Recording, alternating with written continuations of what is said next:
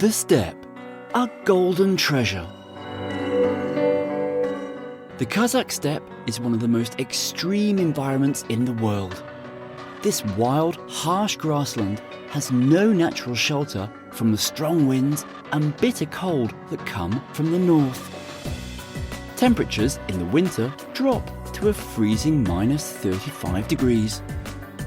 And in the summer it can get as hot as 35 degrees.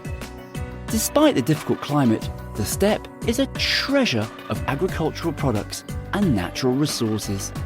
In fact, it provides everything from meat, milk, grain and vegetables to raw materials for industry such as coal, zinc and lead. The steppe is also the habitat of a lot of unique species of wildlife, from the steppe pika to the critically endangered saiga antelope. The steppe is the birthplace of Kazakh culture. The people living on the steppe had to face many difficulties throughout the years. They gradually learned to adapt to its environment and temperatures. The difficulties they faced shaped their deep respect for nature.